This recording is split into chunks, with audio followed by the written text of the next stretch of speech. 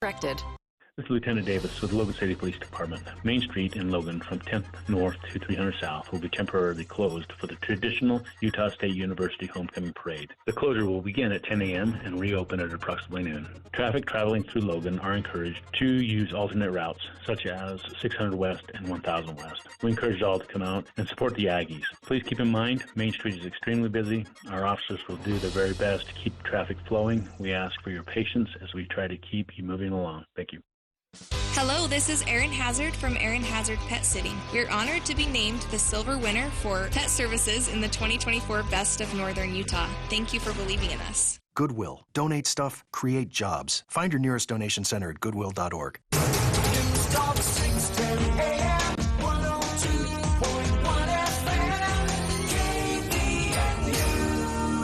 It's time for the Garden Guide with your host, Mark Anderson from Anderson Seed and Garden. New research suggests that people are more likely to eat vegetables if they have a tempting name. What would life be without a homegrown tomatoes? Only two things that money can't buy, and that's true love and homegrown tomatoes. From gardening to landscaping. Today we are going to try and create garden eyebrows. Kind of like the flowers are sprouting directly from your hair. That makes sense. Go! Phone lines are open at 753-KVNU or 800-369-KVNU. Kind of like eating vegetables. It's the Garden Guide, now on KVNU 610 AM and 102 FM. And we welcome you to the show on a beautiful Saturday morning. For some of us, just waking up after a very long, hard night, Mark. It was a sad night last night as we celebrated rough homecoming. Unfortunately, another loss for the Aggies. Hoping to celebrate a win. But, it's homecoming weekend, and as you just heard in the public service announcement, if you can avoid traveling along Main Street today, they have already begun blocking off Main Street, and that is going to continue until at least noon this afternoon. So stay off Main Street. Use 6th West, 10th West, 2nd East as an alternate route. Then you should be able to get through town just fine. Yeah, for sure. But exciting, too. Yeah, very exciting, yeah. Especially with the weather being so nice. It's great to be outside still, and the weather's amazing, and fall colors are kind of finishing up. Yeah. Yeah. It's been nice. Over on the Wellsvilles yesterday for my lunch break, and a lot of the leaves fallen already, but still some just beautiful red color. Yeah. Up above Rattlesnake Pass that I was over on, and just kind of having some fun. And it's gorgeous too. Yeah. And the temperatures were great, 70s, so just really nice to be able to be outside. Beautiful, beautiful weather we've had this fall. It would be nice to get a little bit of moisture. It'd be nice to get a little storm coming in here. It's looking like it could finally come. The end of this week, we're holding our fingers. We were looking, if you go back and check just the overall weather charts, the last time we had moisture was the middle of September. Yeah. September 18th.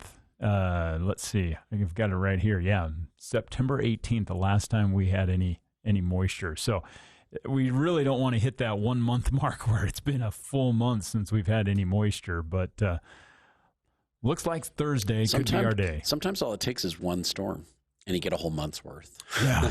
And that's what just, it blows your mind when you start seeing just how much rain, for example, parts of Florida. They're talking about several feet falling in just a couple hours. Yeah. That's just so much water. We can't comprehend that here in the West. It's unheard of here. Yeah, that's like 2 years worth of water for us. Yeah, but even with the lack of rain that we've had, I know a lot of people in our neighborhood have already trimmed back their watering on their lawns. Yeah, and that's something we can talk about on the show for sure.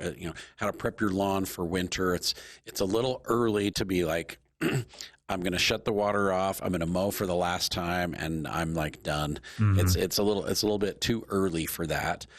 But now's the time we can start preparing and getting ready. And as dry as it's been, I would say I wouldn't shut my sprinklers off yet because we want some good soil moisture. If you're planting bulbs, or if your soil's kind of dry, we don't want that soil to be dry when the ground freezes in November. We want some good soil moisture so that those trees and shrubs in your yard can have that moisture throughout the wintertime. Because if the ground freezes and there's no moisture, then they'll go all winter without water. And so we want some good soil moisture up until the point that the ground freezes.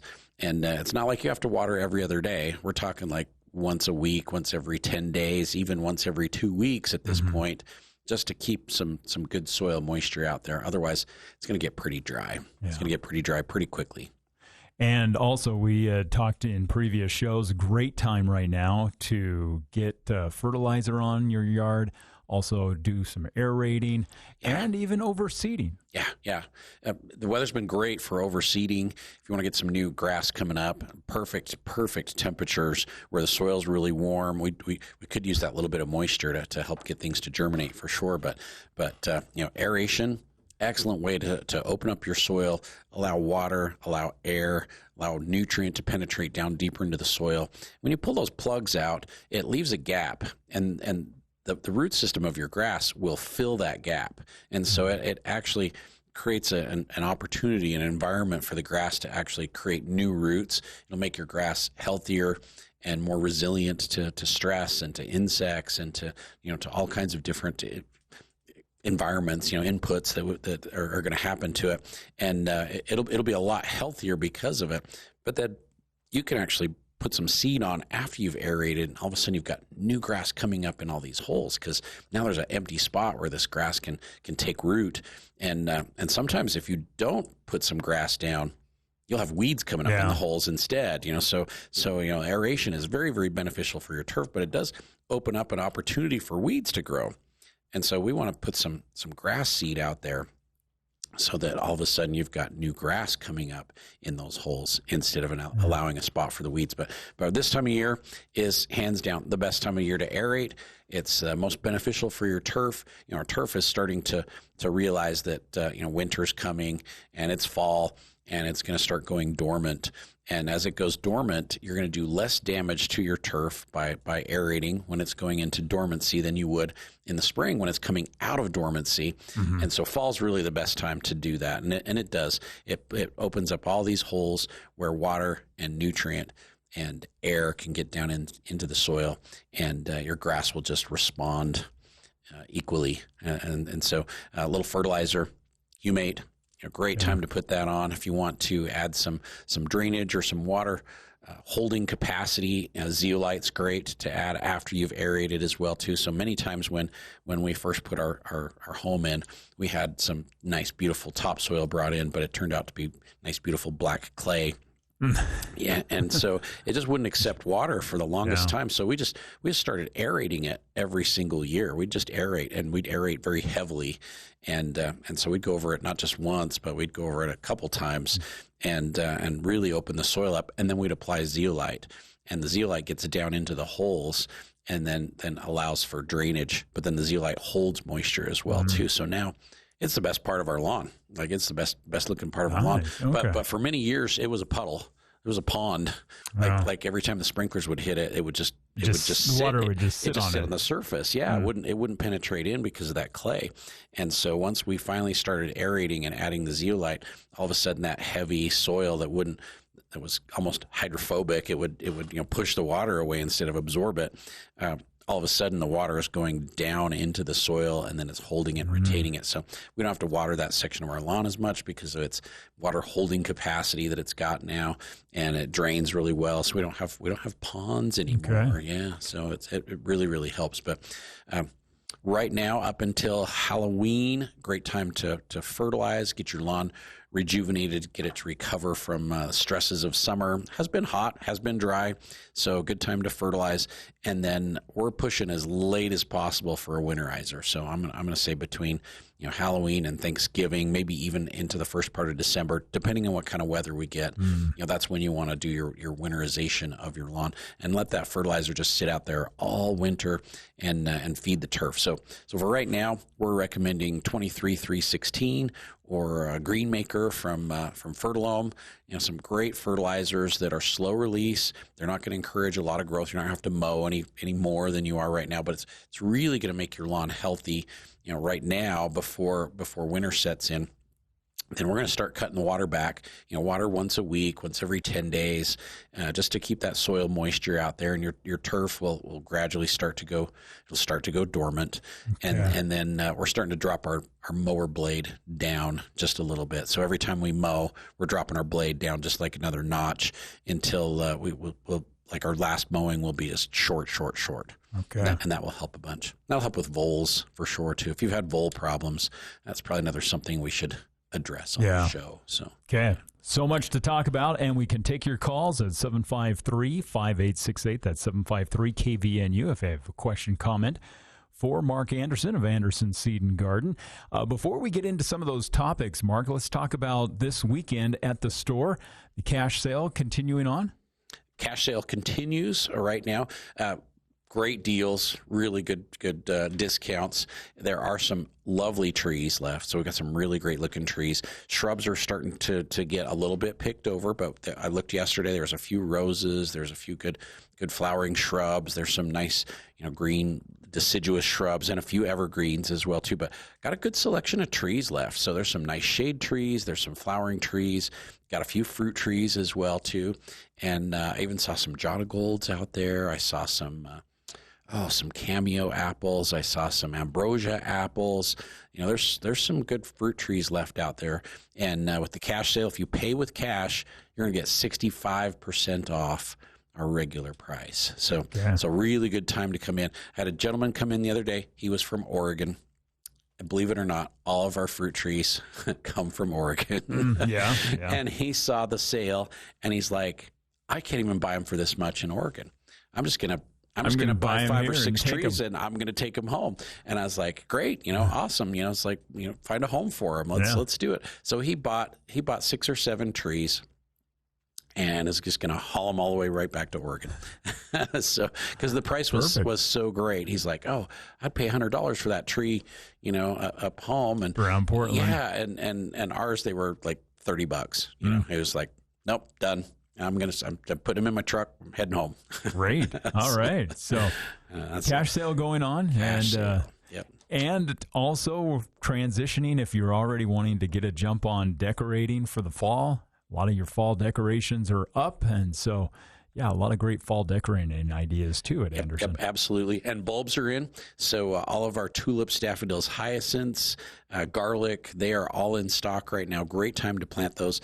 And we should get amaryllis any day. So amaryllis are on their way, and we're expecting them to show up anytime. Yep, anytime. All right. Well, one of the questions I'm sure you're getting a lot right now as the phone lines are open at 753-5868 is squash. A lot of us have got squash still on the vine in the garden.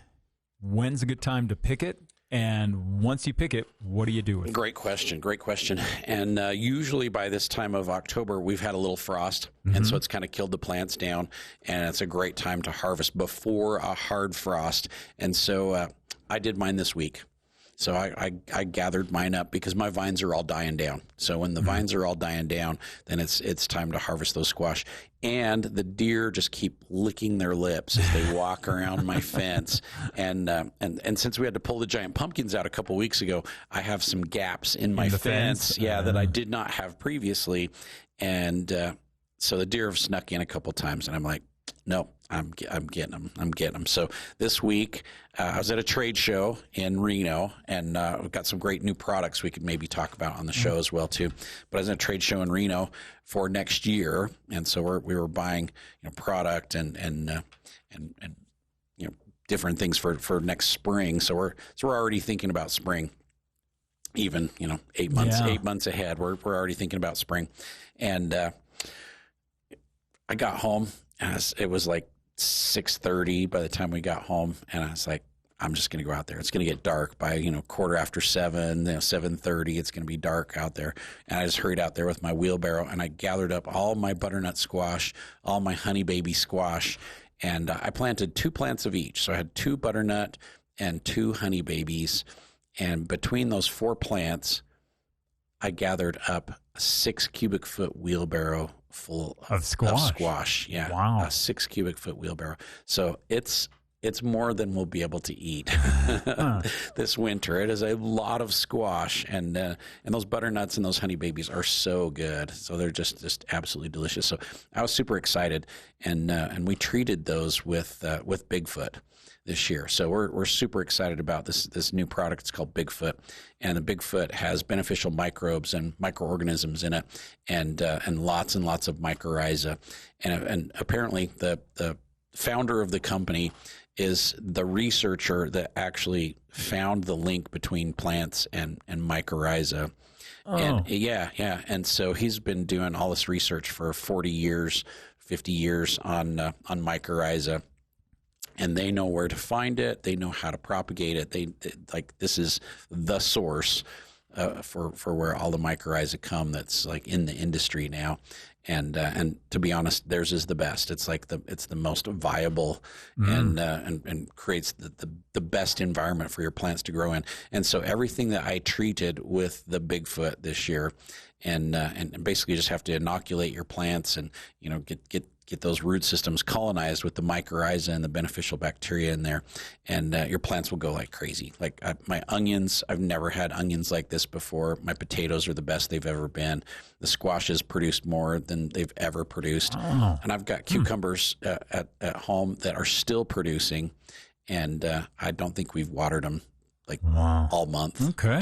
they're still just going. And that's because their root systems are so extensive that they're picking up all the moisture that's out there. They're picking up all the nutrient that's out there. So we are super, super excited about the Bigfoot. Yeah. But what I did with my squash is I went out there and I had a hand pruner and I cut them off the vines. So cut them clean from the vines. I didn't break them off. I just cut them clean, and then left about an inch or two of stem left on there, depending on the plants. So some had longer stems than others, so I trimmed the stems, and then put them in my barn. And so they're going to be in a warm, dry, dark location for the next 3 or 4 weeks. And then once it starts to get cold outside, I'll bring them in at that point. But we want that nice warm and dry condition to get the exterior of the squashes to firm up and to cure properly so that they'll last all winter. Okay. And the deer did get in and nibble a couple of squash, so they're the ones we're going to eat first. So the ones that got a little bit of damage on the exterior, they're going to deteriorate faster, so we're going to eat those. But the ones that don't have any damage on there, if they get cured properly, they'll last for months and months. I mean, we'll be able to keep those until February easily, and use those throughout the winter time. And so you want to make sure they are in a nice, dry, warm location for 3 to 4 weeks, get that hard outer skin cured and ready to go. And then we'll take those and we'll put them in our cool and dry location, which would be down the basement or in the fruit room or wherever. And we want the temperatures to be between, say, 38 degrees and 50. So nice and cool for those, and good air circulation. And so I will put them on a pallet or on a crate so that they're not sitting right on the ground. So they'll get that good air circulation around them. And we can use them all winter long. Yeah, we'll use them all winter long that way. So they will keep the best that way. And the onions the same way. Warm and dry, and then we're going to bring them in where it's cool and dry, good air circulation around those, and they'll keep almost all winter, depending on the variety, of course. Walla Wallas aren't going to keep that long, but if you got Big Daddies or Dolce Grande candy, they're going to last for 4 months.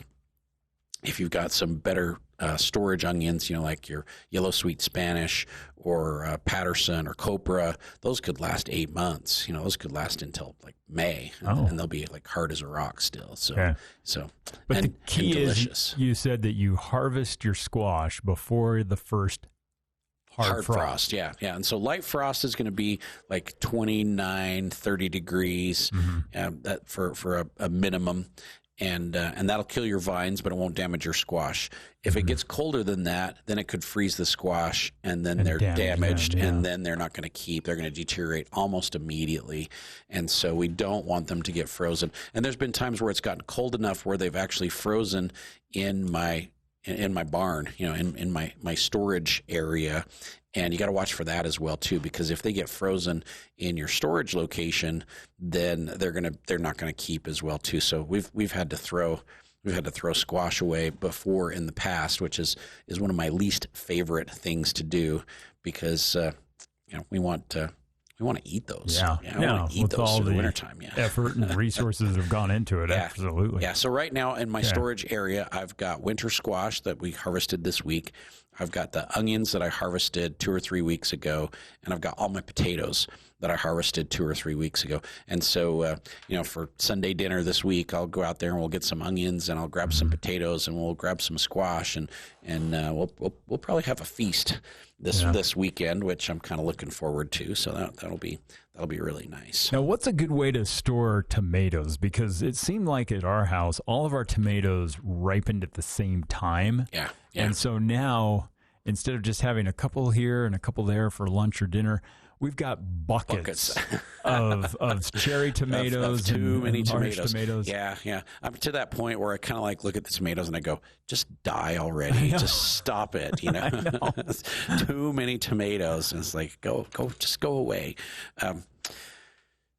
In a cool, dry location. Okay. And you want good air circulation around them. So I've actually had some customers, some homeowners that have little shelves in their storage location, and they'll actually put the tomatoes on the shelf and just let them just kind of sit there, especially if they're slightly green, because then it takes a while for them to mature up. But they'll just put them on the shelf where there's no other tomatoes touching them, and so then they have that separation between other fruits, and just let them sit there in that location. Okay. I mean, you can refrigerate them. So the cooler they are, the longer they're going to last as well too. If they're just in, air temperature, then they're going to deteriorate quicker. But the cooler, and if you can get them in that 36 to 42 degree temperatures, they're going to last a lot longer. But make sure they're not like touching up against somebody else. You'll be less likely to have like mildew or deterioration start on those, and so that would help a lot. And a lot of our gardeners, they'll pick them while they're still kind of green and can get them to ripen up. But if they're in proximity with other fruits, then they'll ripen faster. So you can put your tomatoes in with your apples or with your peaches or your pears to get them to ripen up because of the ethylene gas that they create. And so if they're not ripe, then put them in with your other fruits. If they are ripe, then get them separated away so they don't deteriorate faster, and cool and good air circulation. Okay. Yeah, cool and air circulation. That's what we want. All right. We need some phone calls. But now, do you still have some tomato plants? Have you ripped all your tomato plants out? Or all my tomatoes are still growing and going, and I've only watered those once in the last 3 weeks. Okay. So I watered them, really heavy. So I turned my drippers on and just let it go all night. Just give them a good, heavy, deep watering. But I've only watered really, but since the middle of September, when we got that big storm. It was probably 2 weeks after that. I watered them thoroughly, and it's been another 2 weeks. And haven't touched them since. Yeah, just letting them do their thing. But I've got weed barrier down, and we've done a lot of things to get the soil to retain the moisture. So there's been good soil moisture for those guys. Yeah, for sure. All right. So a couple of ways to be able to preserve your squash, preserve your tomatoes. And in some cases, I mean, we may see tomatoes growing towards the end of the month. We could be giving away cherry tomatoes at our house for Halloween. Yeah, and if they're not ripening up, there's some things you can do to get them to ripen. I know we've talked about it on the show a lot the last couple of weeks, but first thing, cut the water back, so let them start to stress. Second thing, prune the plants back so the sunlight gets in there. And our daylight hours are getting shorter, if you hadn't noticed. Oh, yeah. Sun doesn't come up until, after 8 now, and it's going down at a little bit after 7. So we're now into the less than 12 hours of light per day. And so we need those tomatoes to ripen up. They need to get as much light as possible. And then retain the heat at night, because it does get much cooler at night now than it has been. And that's when we put the frost blankets on them. And even though it's not going to freeze, it retains the heat from the day, and it holds that a lot longer at night, and it'll get your tomatoes to ripen up. Okay. So that really, really makes a big difference. But we're to the point where we're picking almost all the tomatoes off the plants because they've all had plenty of time to ripen this year. Yeah. So it's an unusual season where we've had a long, dry, warm fall, and they're all ripening. They're all ripening up. So use them. Yeah. Use them up. Yeah, or find a neighbor you can. Yeah, exactly. I called all my siblings this week, and I was like, "There's tons of tomatoes. Just come get them. Want some cherry tomatoes? Let the neighbors know. Oh yeah, because you can only make so much salsa, and then you're just like, what else? Now what are we going to do with it? this? Yeah, I can can them and do canned tomatoes and all kinds of stuff. But yeah. All right. Well, we're at the bottom of the hour break, so we're going to break for a quick news update and sports, and then be back, and we can take your calls. It is the Garden Guide. Phone lines are open at 753-5868. That's 753-KVNU. If you have a question or comment for Mark Anderson, we've got more of the Garden Show coming up next.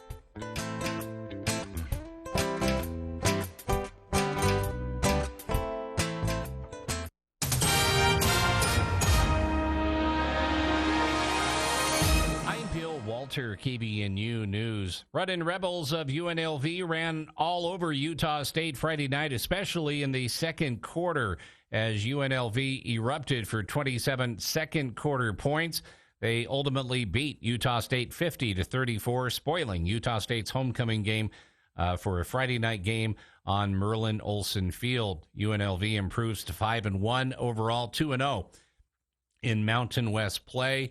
With the loss, Utah State falls to 1-5 and 0-2 in the Mountain West. Next up for the Aggies, they host the Lobos of New Mexico next Saturday at 2 o'clock.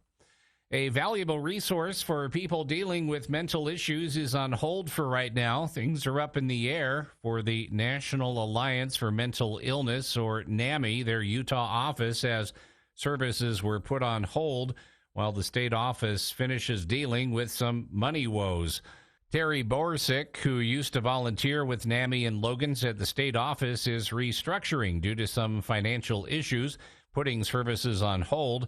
Although the Logan NAMI office has reached out to the state office, they have not received any information from them. Borsick said that they were referring everyone to their online programs until things are resolved at the state office, but those are on hold for now as well. NAMI Logan groups met face-to-face until COVID made them stop, and then they started meeting online and had virtual meetings.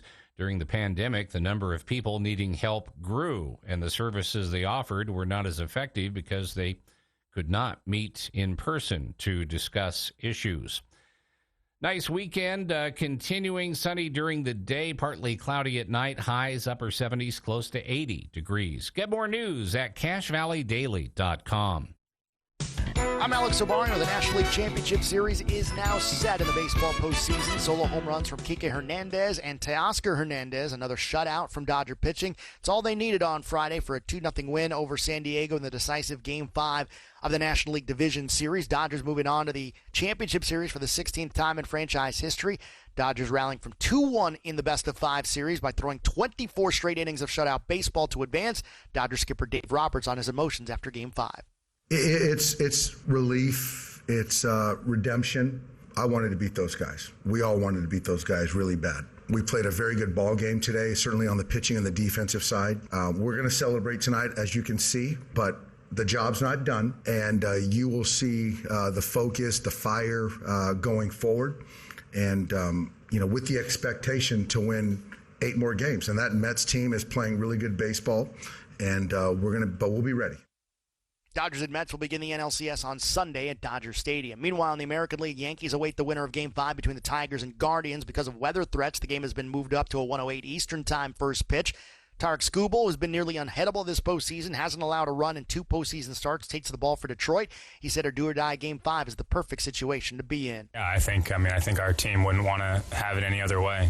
I think we've been playing these winner-take-all games for about a month and a half, 2 months now. So, and it's fun. It's why you play the game, for moments like this and for stages like this in this setting too. So I think our guys will respond well, and it'll be a ton of fun.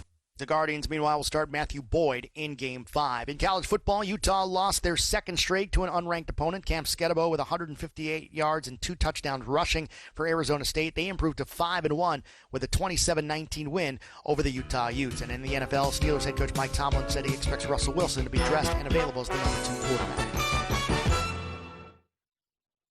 The Above and Beyond Salute. Hello? Jill Beer, this is Will Feelright. We've been trying to get a hold of you. I know you did. And then somebody texted me, and I was like, oh, crap, I probably should have answered. Well, someone nominated you for our Above and Beyond Salute, talking about your compassion, caring, and just how much you love the students and staff there at Hillcrest Elementary. So we thought you could use free lunch to Firehouse Subs. I love my job, and I love what I do, and so... Well, and people love the job you do. It's obvious. Thank you, thank you. The Above and Beyond Salute on News Talk KVNU. It's the Garden Guide on News Talk KVNU, 610 AM and 102.1 FM.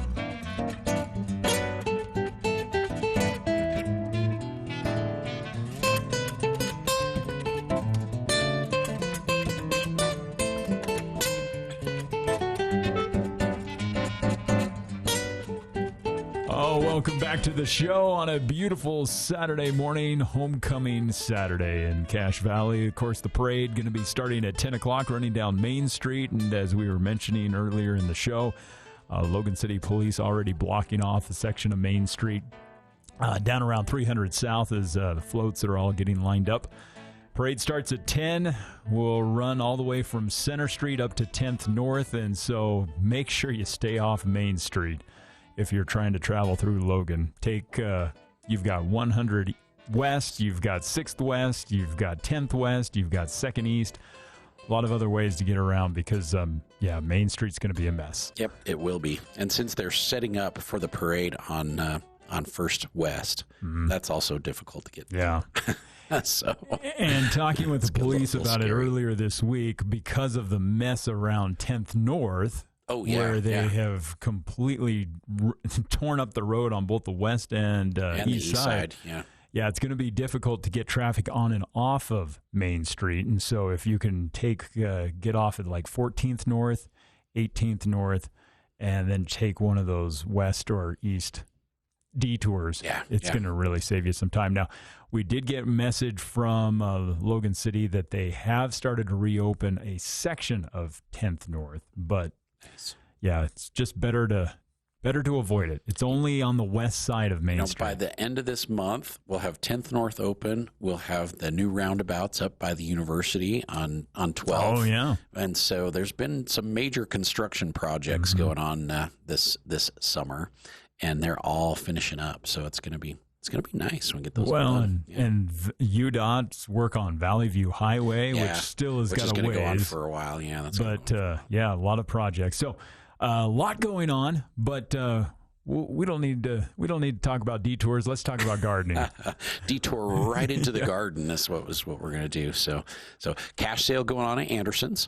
So if you come in, you pay with cash, you can get 65% off all of our remaining trees and shrubs, evergreens, flowering trees, fruit trees, and we've got a sale on our perennials as well too right now. So we've got some really, really great deals happening at Anderson Seed and Garden. Pay with cash, get 65% off our regular prices, and we do have some great plants still.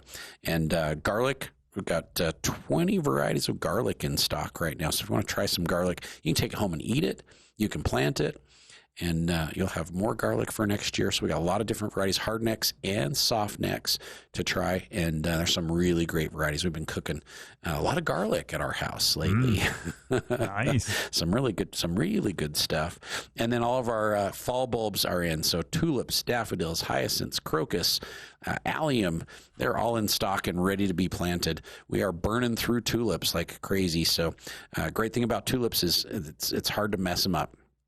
If you're not a great gardener, you have less than a green thumb, then bulbs are for you because they're just about as easy as it gets. We're going to dig a hole. We're going to put a little fertilizer down the bottom. You're going to work that into the soil, drop your bulbs in, cover them up, water them really well, and Mother Nature will take care of all the rest. I mean, they just perform on their own without any added input from you once you get them planted. If you plant them properly, they'll bloom like crazy for you next spring. You can enjoy those bulbs. So bulbs are hard to beat because you get the most bang for your buck. You get lots and lots of color for a couple weeks in the springtime without doing hardly any work except for getting them in the ground. Okay. That's it. Yeah, that's it. And we are making that transition at Anderson's to the holidays. So we've got a lot of fall decor. We've got a lot of Thanksgiving decor, and we're starting to get into the C word too. Yeah, because it is coming. Yep.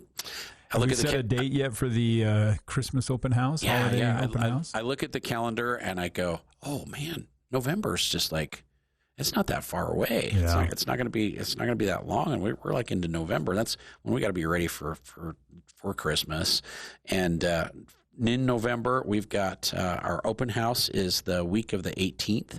So the 21st, 22nd, 23rd is like our Christmas open house. And then, of course, we'll have a bunch of stuff going on the last week in November since it's Thanksgiving week. We've always got specials and all kinds of good deals going on. And we are doing our White Christmas giveaway again. So this year we're doing White Christmas. If you've never participated in our White Christmas, from the 1st of November until Thanksgiving, we've got probably 50 options or opportunities for our customers. If you spend over $500, we will automatically enter you in the White Christmas giveaway. And if it snows on Christmas, like 4 inches of snow on Christmas, then we will refund all 50 of those customers their entire purchase price, up to $40,000. So we're willing to put in $40,000 for a White Christmas. Nice. It would be so exciting if we had that happen, because then we get to give away all that stuff, which would be awesome. So with our White Christmas giveaway, starting the 1st of November, if you come in and you buy a Christmas tree and some lights and some decor to go with it, or you just buy a whole bunch of lights to put on your house for the holidays, you will be automatically entered into our White Christmas giveaway. And then if we get 4 inches of snow on Christmas, then you get a full refund on your purchase. Okay. Yeah. So it's a great deal. So we have been doing it for about 5 or 6 years, and we still haven't hit a White Christmas. So one of these years, I know we got close one year. It's going to happen. It was like the day after Christmas, and we got like 6 inches of snow. I know, it was like so rude. Yeah. All right. So a lot of exciting things happening. In fact, looking at the calendar, we've got just a couple more garden shows left that we're going to be doing on the air on KVNU before the show takes its kind of winter break. It's crazy. It seems like we just got started. I know. And then all of a sudden it's like, oh, we only got like 3 or 4 more shows left, and we're like done for the year. So it is. It's gone by fast. It's been a fast season and a great season. A lot of things I look back on. It seems like every year I learn something new, kind of apply that, try something new. This year, one of the things that we found is our raspberries did better this year than they have done in years. Oh, that's great. But it was actually a process. Starting about 2 years ago, we just started bringing in a bunch of mulch and fertilizer and just started spreading that out. And it wasn't instantaneous. I think a lot of times, we're always hoping for, we put it down and we want something done instantly. And gardening never works like that. We wish it did. Would be nice, it would be nice. But, fertilizing just really can make a difference with your plants in the long term. Yeah, and it takes a while to build your soil up as well too. So really, as we move into fall, this is the time to fix your soil, whether it's in your vegetable garden or whether it's in your flower beds, or now's the time to amend that soil and start building that soil back up. Because if you don't do anything to the soil over years, you'll gradually deplete it of everything. But if each year you're putting a little bit back and putting a little bit back, all of a sudden you'll have this amazing soil that your plants love, and it holds moisture and it frees up nutrient for the plants. They'll just respond a lot better. And so this is actually the best time of year to really get your soil improved and built back up after depleting it throughout the season. Even in your vegetable garden, all those plants that are growing out there, they're gradually taking nutrient. Yep. Your fruit trees, they're consistently taking nutrient. And this year I've had a lot of people coming in, because for the last couple of years we've said, fertilize your fruit trees, fertilize your fruit trees, fertilize your fruit trees. And they're starting to take that advice and putting it to practice. And now I've got people coming in saying, these are the biggest apples and the best tasting that I've ever had. And I fertilized my plants the last 2 years, just like you said. And now it's starting to pay off. Yeah. It's starting to pay off. So, but it's not instantaneous as much as we would like it. No, it takes work. It does. It takes a little time. All right, well, let's go out to the phone lines. We have Terry joining us on the line from Wellsville. Terry, welcome to the show. Good morning, Mark. Good morning. Hey, listen, I did not have many lilacs on my trees this year. Can I fertilize them in the fall in order for them to produce? Absolutely. So we don't want to use too high of a nitrogen because we don't want to encourage a lot of growth. The other key is to make sure and not prune them this fall. So we always prune our lilacs after they're done blooming in June.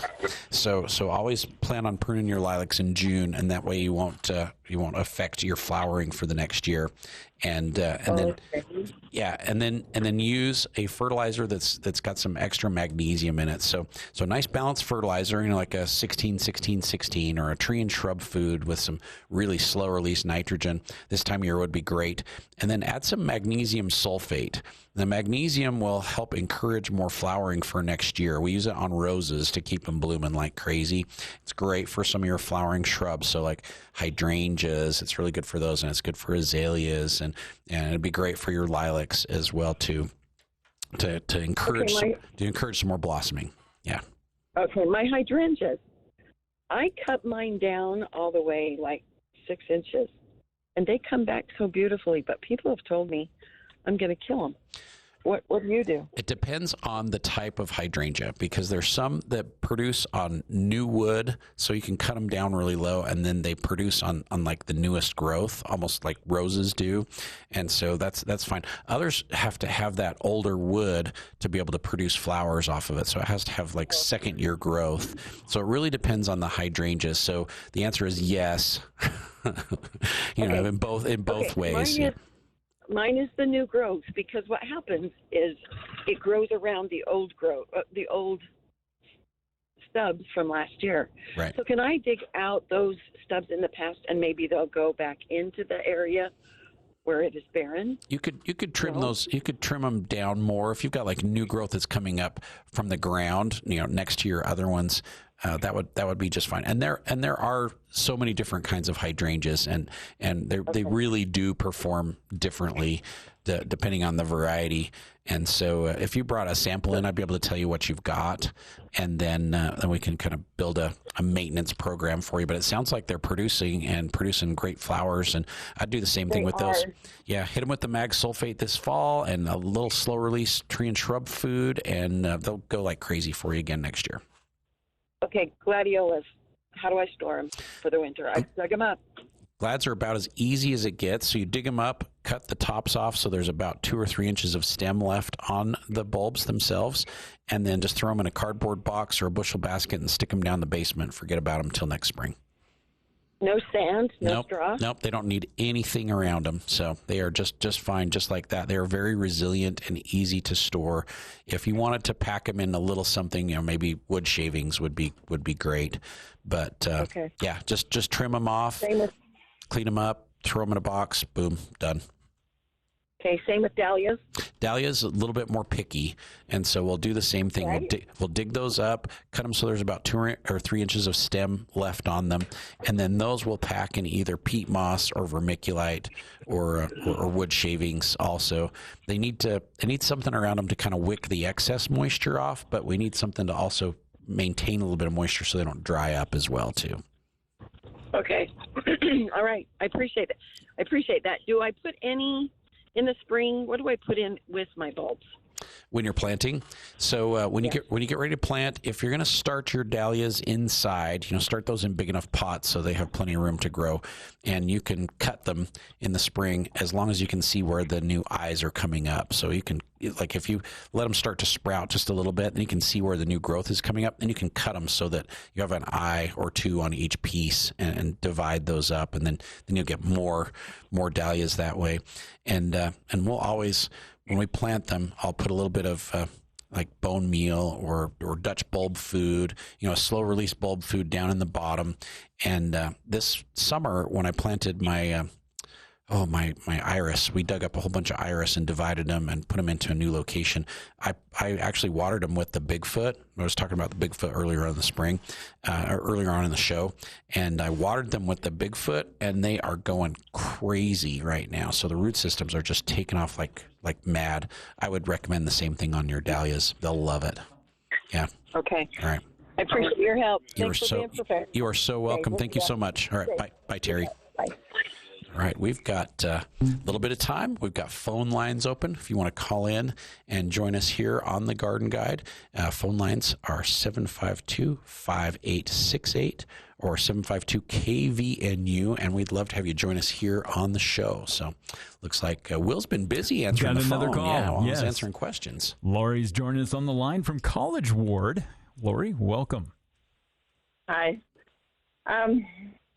My question is about an amaryllis. I got an amaryllis for Christmas, and after it bloomed, and then I cut it back, and then I replanted it and took it outside in my shed. Yeah. Well, now I want to have it ready for Christmas, but I don't know what to do. Yeah, absolutely. So this is quite a bit. Yeah, this is the time of year where I would cut the leaves off and cut them so that they're just almost right back to the bulb, and then put it in a paper sack and put it in a cool, dry spot for about 2 months. So we're going to let it sit till about the end of November, 1st of December, and then you can pot it up at that point and get it going.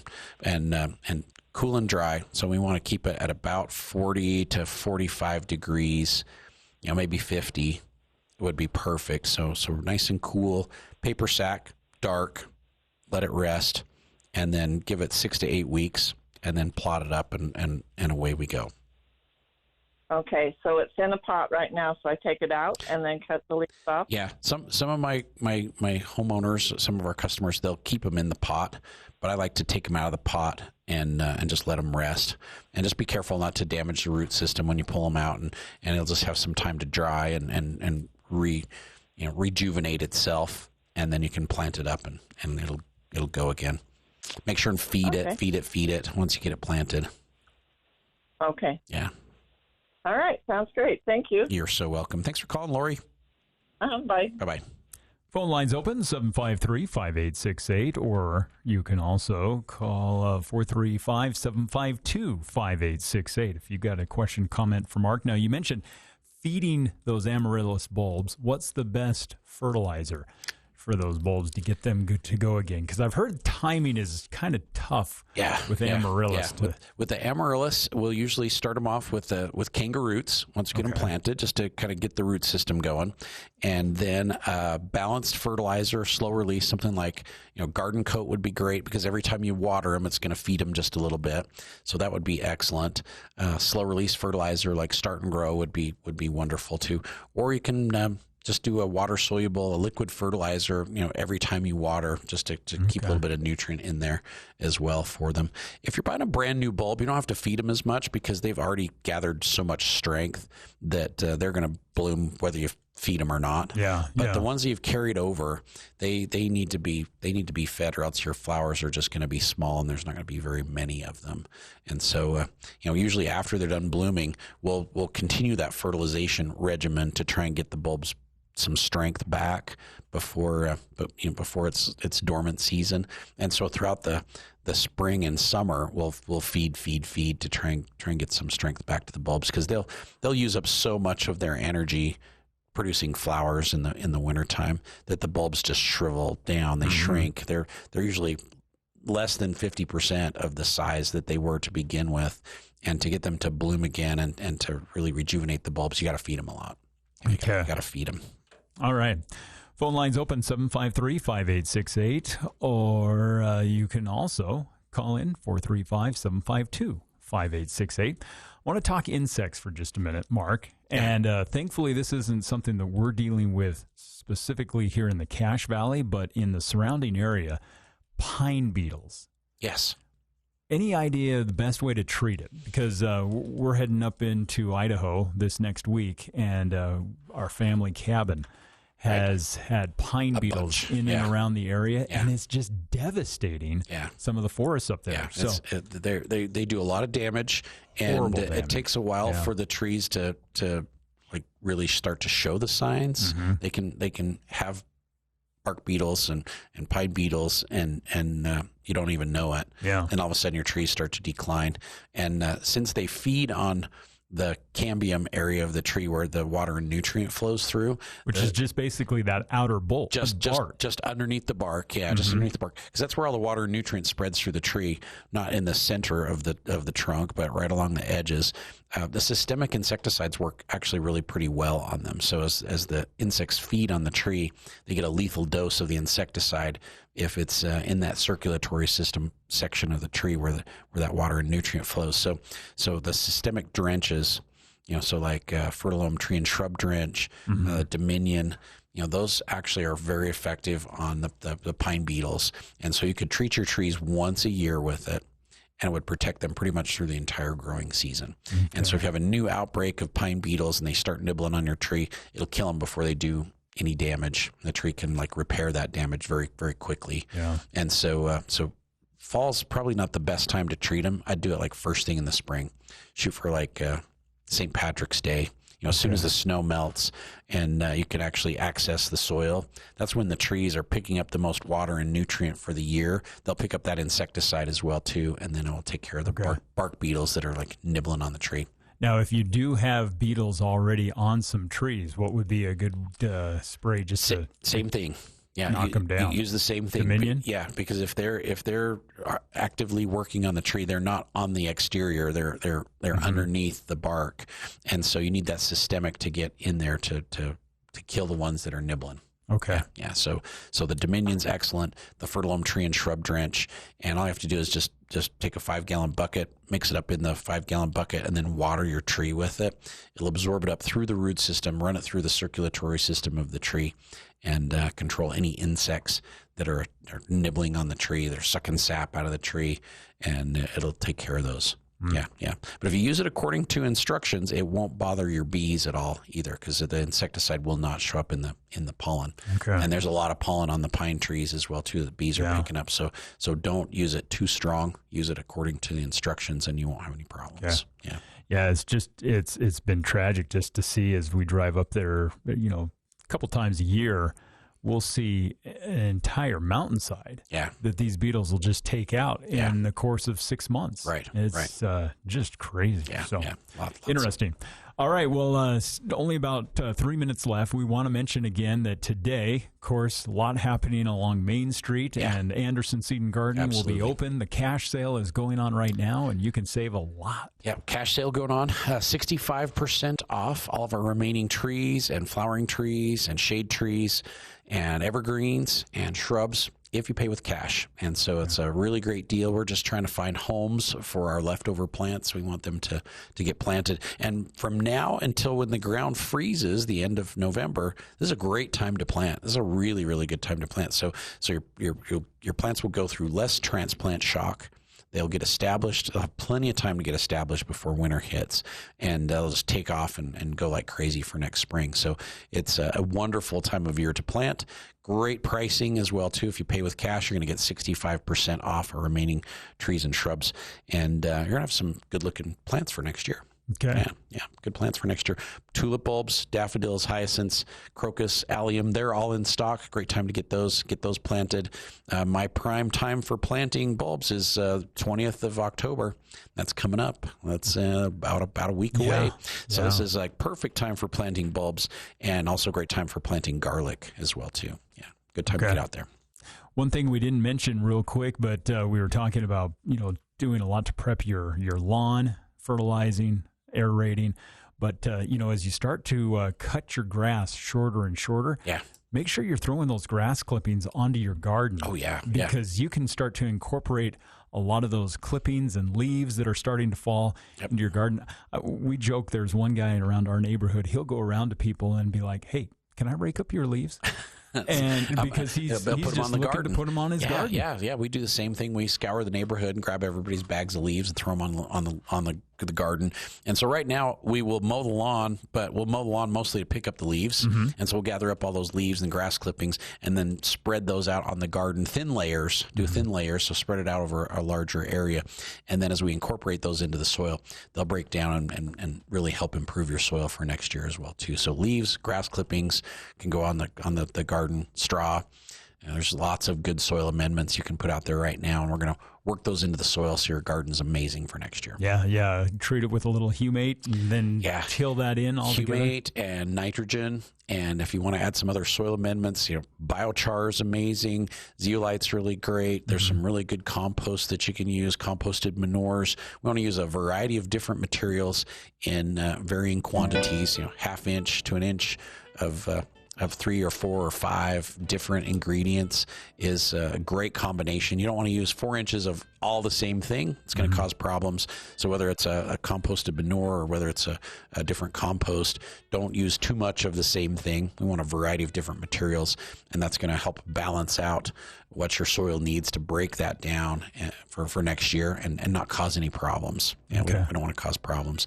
But humate, nitrogen, lots of organic material, different varieties, and incorporate that into your soil. You'll have the best garden next year you've had for a long time. Excellent. Well, we thank everyone for joining us on the Garden Guide, and join us again next week. You're on KVNU Logan.